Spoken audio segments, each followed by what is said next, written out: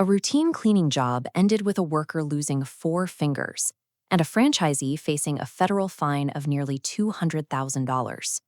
On January 29, 2026, a meat department employee at a Georgia Piggly Wiggly was tasked with washing down a commercial meat grinder. The worker placed his hand directly into the machine's point of operation, the metal plate where the cutting actually happens. But the grinder was still connected to its power source. As he worked, a passing coworker accidentally stepped on the grinder's foot control pedal.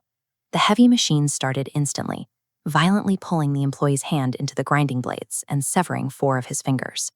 When a machine is cleaned while it's still energized, and the safety guards have been removed, a catastrophic injury is no longer a risk. It is a mathematical certainty. OSHA investigators arrived shortly after the accident and issued their most severe citation, a willful violation for the employer deliberately bypassing or removing the grinder safety guards. When supervisors tolerate these shortcuts to hit daily output targets, they create a workplace where safety is treated as an obstacle. This chart shows how that $196,251 penalty is distributed. OSHA's investigation concluded that management either knew the guards were missing or intentionally ignored the hazard. This triggered the willful designation, which accounts for over $165,000 of the total fine.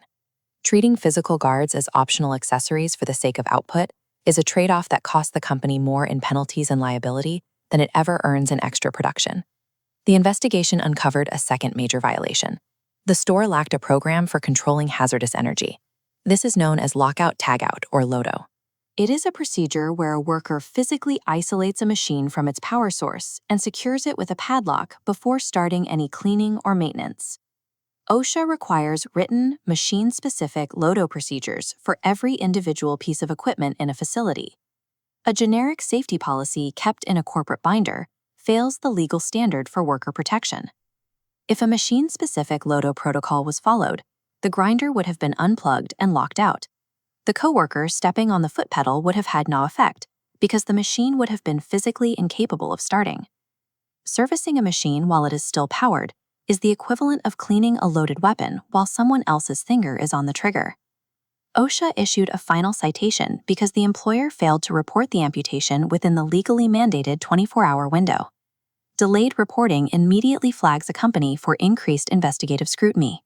It signals to regulators that the management team is either unaware of federal law or attempting to hide the severity of an incident. Attempting to hide a catastrophic injury doesn't protect the company. It ensures that every other safety protocol in the building will be audited with maximum intensity. Take a walk through your own facility today. Check if your safety guards are propped open for convenience, or if your teams are reaching into machinery that is still plugged in. Your first step toward compliance is verifying that every point of operation guard is firmly in place, locked, and fully functional. Step 2. Conduct an audit to ensure you have written, machine-specific lockout-tagout procedures readily available for every piece of powered equipment on your floor. Step 3. Confirm that LOTO training extends to the people operating and working near the machines, not just the maintenance department. Step 4. Ensure your supervisors know that any amputation must be reported to OSHA within 24 hours. There is no discretionary window for this requirement. An audit of your own equipment today is the only way to prevent an OSHA inspector from doing it tomorrow. Subscribe to the HSEstudy YouTube channel for critical safety training to protect your workforce and business.